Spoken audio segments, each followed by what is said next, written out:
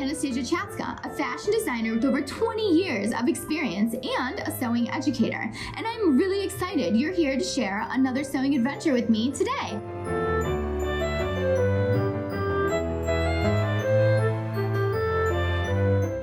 Welcome to Sewing Anastasia's 12 Days of Christmas. December 1st to the 12th, I will be putting out a new tutorial every single day.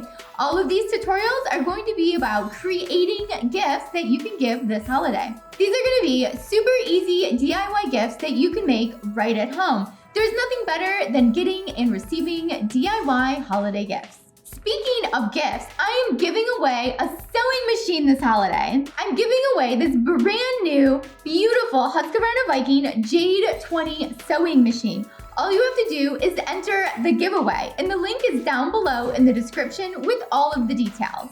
This contest starts December 5th and goes through December 15th, and I will be picking a winner on December 20th.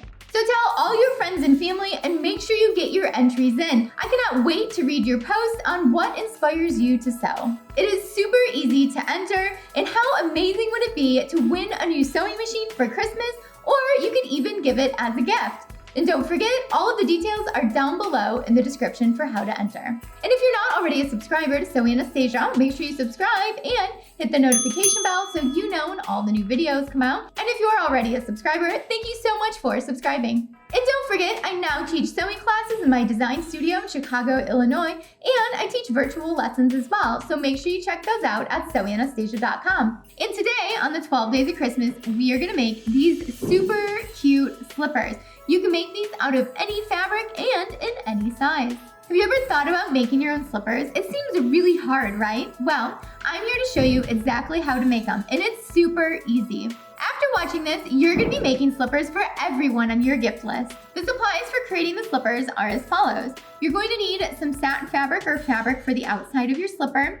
You're going to need some batting. You're also gonna need some fleece for the inside to keep them nice and soft and cozy and warm.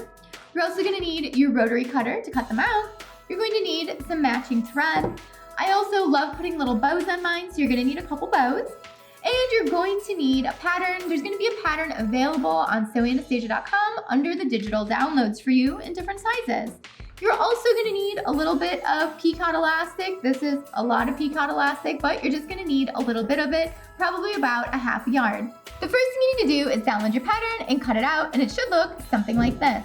It's a super simple pattern, it's only 2 pieces. Now that you have your paper pattern cut out, it's time to cut out some fabric. So let's go over exactly what you need to cut out. For the bottom of the slipper, you're going to need to cut out 2 of the batting, 2 of the fleece, and 2 of the satin. For the top of the slipper, you're going to need to cut out 2 of the satin and 2 of the fleece. And that's it, so easy, right? For this tutorial, I'm just gonna be sewing the one slipper because you're gonna do the exact same thing for the other slipper. The first thing we want to do is take this U shape and fold it right sides together, and then we're going to sew this straight side here together, which is the center back of your foot. So let's go do it. We're also going to do the exact same thing to the fleece layer, fold it right sides together, and just sew together center back. And the seam allowance on these is 3/8 of an inch. Now we're going to sew center back together on both of these pieces.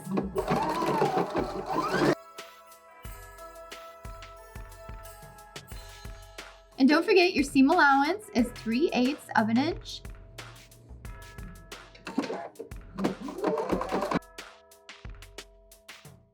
Back stitch and cut.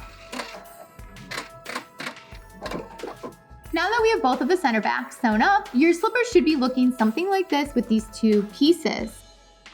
And now what we're gonna do is insert that peacoat elastic around the opening. When we insert the peacoat elastic, it's going to be in between the satin and the fleece layers. So we're going to place the satin and the fleece layer right sides together, and then we're gonna sandwich this peacoat elastic in the inside. So I really like to stretch this while I'm sewing. So I'm not gonna be pinning this, I'm just gonna be stretching it in between the layers as I'm sewing, but you could always pin this first and then sew. You might be wondering, why are we sewing elastic around the opening of the slipper? Well, we're gonna do this so that way it cinches up the opening of the slipper so that way it stays on our foot more securely. And you don't have to use peacoat elastic, you could use any sort of elastic you would like. So I'm gonna place these right sides together. Make sure they're nice and lined up. Make sure your center back here is lined up. Looks like these are going to fit in here nicely. And now what we need to do is put our picot elastic in here. Now we want to make sure that we're putting the scallop of it face down so that the flat edge of the elastic is at the top. So we want to sandwich it in between here. Now I'm going to extend this past the seam in the back so that way I can get an overlap of this elastic at the end. So make sure all your layers are together and make sure your back seam is lined up. Now what we're gonna do is go over to the sewing machine and stretch this while we sew all the layers together.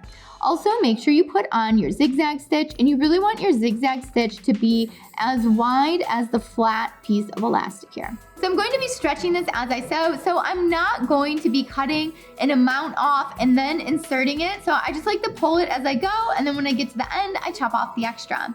Because depending on the elastic you're using, it might have more or less stretch, or you might be stretching it more or less.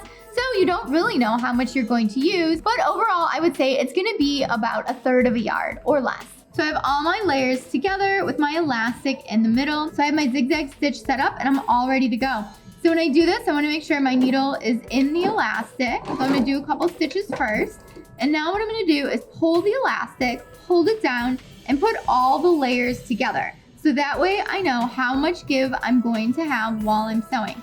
So I'm just gonna do this every couple inches. So we're gonna go ahead, pull the elastic, hold it in place, and put the satin on top. And now we know we can sew up to my fingers.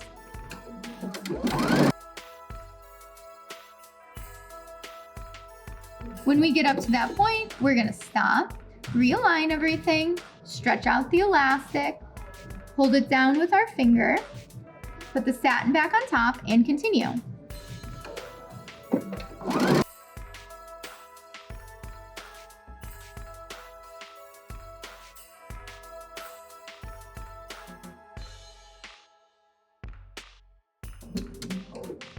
Now when you get close to the end, I want you to pull your elastic a little bit and then cut it off.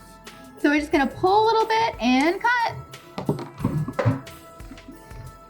So now what we're gonna do is pull our elastic and make sure we're overlapping with the piece that's there, and then go ahead and sew it down.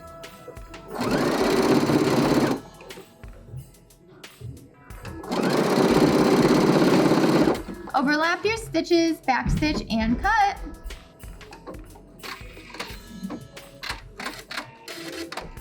Now that we have the picot elastic sandwiched in between the fleece and the satin, it should look something like this. It looks really nice and finished, has a nice clean edge, but it's real puffy. So what we're gonna do is flatten it out, and then we're gonna go back over through all the layers with another zigzag stitch acting as a top stitch. So you're gonna have to stretch this while you sew the zigzag stitch on.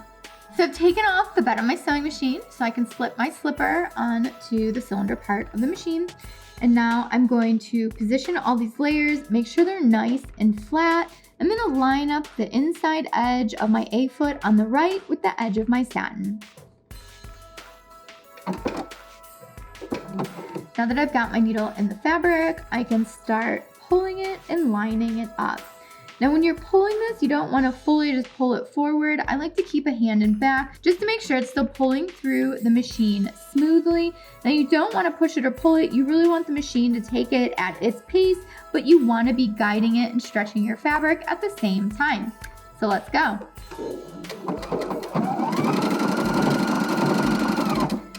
So sew a little, stop, and then reposition and re-stretch. And when you're stretching, when you stop, make sure your needle is in the fabric because you don't want to have uneven stitches.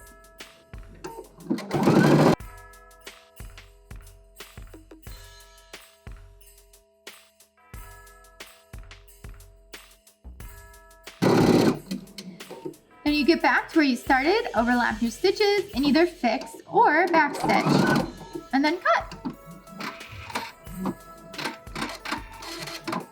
Now that we have the elastic all the way around the top opening and we've top stitched it here with this zigzag, it's time to make sure that these two layers are staying together. So we want to line them up and then just sew the two layers together, probably about 1/8 or 1/4 of an inch because we don't want that stitch to show when we sew them together at 3/8 of an inch.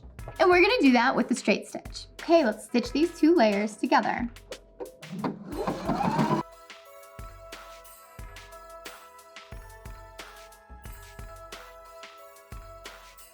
when you get back to where you started, back stitch and cut. Let's check out what we've done so far. So far, we have the elastic attached to the inside. It's nice and finished around the edge on the inside and on the outside. And we have these two layers attached together, so that way they're all prepped to sew to the bottom. So we're gonna set this one to the side, and now we're gonna work on the bottom of the foot. So now what we're gonna do is layer up these three different fabrics. So we have the satin on the bottom with the right side face down. Now we're gonna put the batting in the middle, and you can choose how thick you want your batting or how thin you want your batting. You can even put an insole to a shoe here. Next, we're gonna put the fleece on top. And now what we're gonna do is just do an edge stitch all the way around just to hold all of these layers together. So that way when we're sewing it to the top, they're all gonna stay together and not move around on you.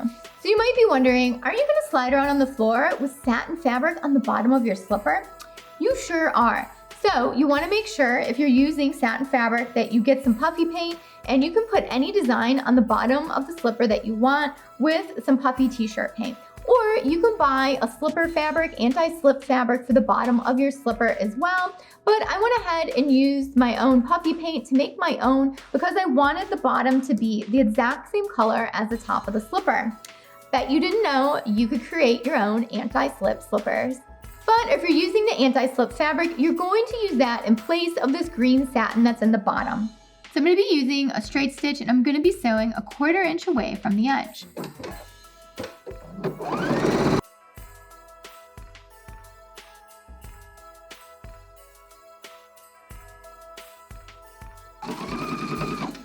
Back stitch when you get to the end and cut.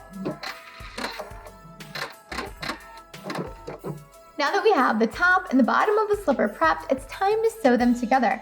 So grab your pins and let's place them right sides together and pin them together. Now what we're gonna do is take the top and place it right side together on the bottom of the slipper. And go ahead and just start pinning all the way around.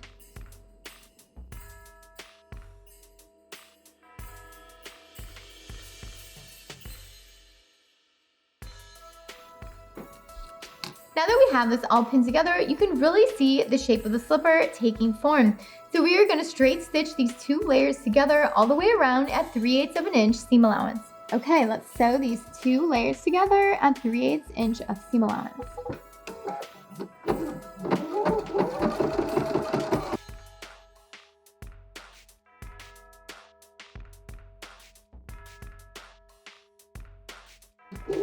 Back stitch at the end and cut.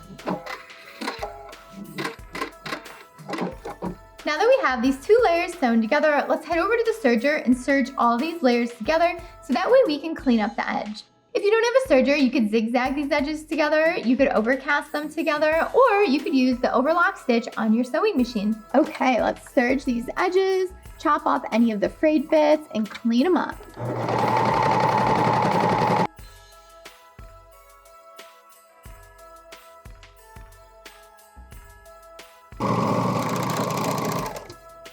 We got the slipper all serged up and it is looking beautiful. So let's turn it right side out and take a look at it.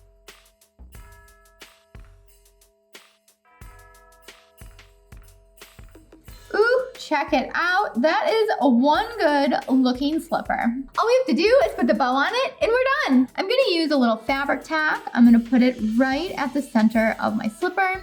And then I'm going to place my bow on and just let that sit for a while. And check it out, beautiful holiday slipper ready to wear. We did it, we finished them, they are looking awesome. The last thing to do is add some puffy paint on the back if you want to do an anti-slip with a fabric that you use for the top fabric as well, or maybe you put that slipper fabric on the back. I'm gonna put some puffy paint on these, but I'm not gonna do it right now. And remember, you can create any design on the sole of your slipper that you'd like. Wasn't that so easy? Way easier than you thought, I bet. And just think, if you have friends coming over for the holidays, you can make everyone personalized slippers who's visiting you for your house. Or they just make a great gift in general. Cozy toes for everyone. Thanks so much for watching Sewing Anastasia today. I hope you had fun making slippers with me. If you have any questions on it, leave it down below and I will get back with you as soon as I can. If you enjoyed the video, make sure you give it a thumbs up, give it some applause, and leave a comment down below on your favorite part of the video, or what kind of fabric are you gonna make these slippers out of? They would be cute in so many different fabrics. And don't forget to enter the giveaway for a free sewing machine. Make sure you click on the description down below so you can see exactly how to enter. And it is so easy to enter, so make sure you enter to win a free sewing machine because, well, why not? Who doesn't want a free sewing machine? And don't forget, this video was a part of the 12 Days of Christmas, so I have a whole playlist with all kinds of gift ideas in it for you this month. Make sure you follow me on Instagram and Facebook and Twitter and TikTok and all those fabulous social media websites. And I would love to see what you are creating right now, so make sure you tag me at Anastasia so that way I can reshare it with everyone else and keep everyone creative and inspired. Thank you so much for watching. Bye!